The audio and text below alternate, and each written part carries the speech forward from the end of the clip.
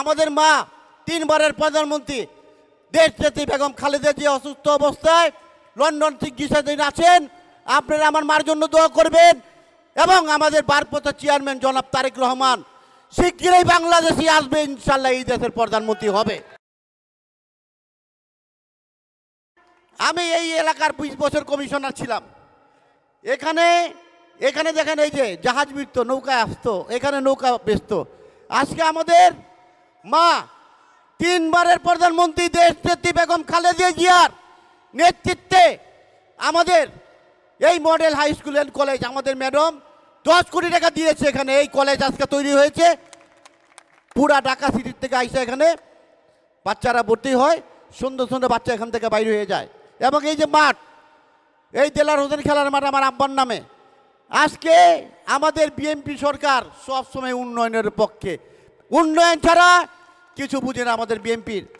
আজকে আমাদের রফিকুল আলম মজনুর এলাকায় আমি 2 বার গেলাম। ওখানে গেলে এমন একটা ব্রাঞ্চ আমাদের দেশনেত্রী 3বার প্রধানমন্ত্রীর এলাকা বেগম খালেদা জিয়ার এলাকা। এখন আমাদের ঢাকা মহানগরের আহ্বায়ক সে দায়িত্ব পেয়েছেন, সে ওখান থেকে ইলেকশন করে। আমি 2 বার তার এলাকায় গেলাম। তার যে গণজোয়ার, আগে যে ইলেকশন হয়েছে স্বৈরাচারী শেখ হাসিনা দিনের পর রাতকে দিয়ে আমাদের এই নেতাকে হারিয়েছে। আমাদের এই নেতাকে আমি যাই দেখলাম, এখনও তারা তাকে এমপি মনে করেন। আওয়ামী লীগের এমপিকে এমপি মনে করে না। আজকে আমার এই নেতা আমাদের এই 24 নম্বর ওয়ার্ডে তার অনেক কাম এবং সে অসুস্থ। এই এলাকায় সে এসেছে আপনাদের কম্বল বিতরণের জন্য।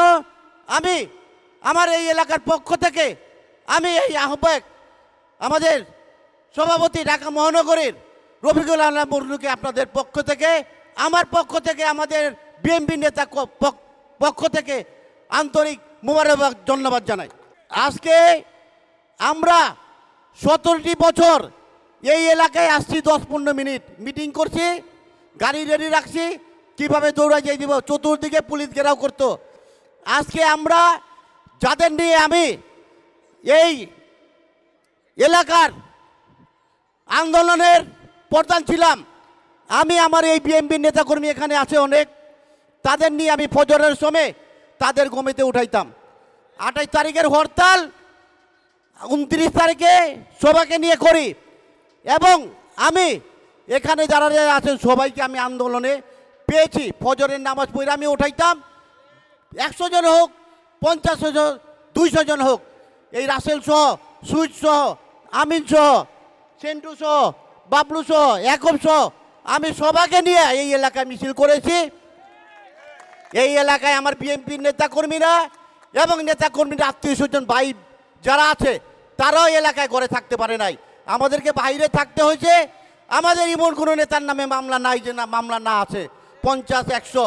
এবং আমাদের জেল জুলুম নিয়ে আমরা মাঠে ছিলাম, স্বৈরাচারী শেখ হাসিনাকে আমরা হাঁটিয়ে আজকে আমরা এলাকায় এসেছি। জনগণ আমাদের সামনে আছে, ইনশাল্লাহ জনগণ আমাদের সামনে আছে। এবং আমার বিএনপির নেতাকর্মী যারা দুর্দিনে পাইছি হামলা মামলা খাইছেন, এখন যারা সামনে আসেন, সামনের চেয়ারে বসে থাকেন, আপনাকে গেলাম আমি আগে দেখি নাই। আন্দোলনের সময় যারা ছিলেন, যারা হামলা মামলা খাইছেন, যারা 17 বছর আওয়ামী লীগের লোকে চইলা ব্যবসা বাণিজ্য করছেন, তারা ব্যবসা বাণিজ্য নিয়েই ব্যস্ত থাকেন। এখন আমাদের সঙ্গে এসে সামনের চেয়ারে বসেন না। আমাদের নেতা রফিকুল ইসলাম মজনু এখানে আছে।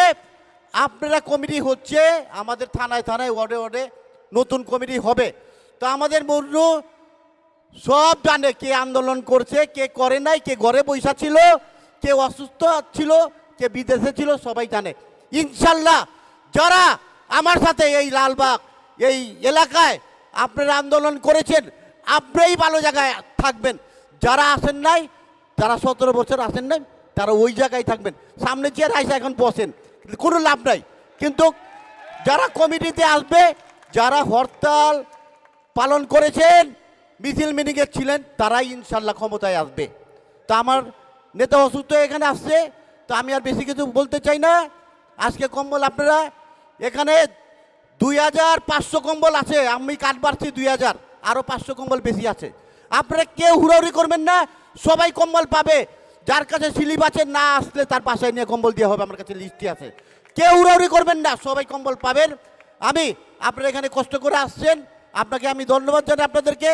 এবং আমাদের মা 3 বারের প্রধানমন্ত্রী দেশনেত্রী বেগম খালেদা জিয়া অসুস্থ অবস্থায় লন্ডন চিকিৎসাধীন আছেন, আপনারা আমার মার জন্য দোয়া করবেন। এবং আমাদের ভারপ্রাপ্ত চেয়ারম্যান জনাব তারেক রহমান শীঘ্রই বাংলাদেশে আসবে, ইনশাল্লাহ এই দেশের প্রধানমন্ত্রী হবে।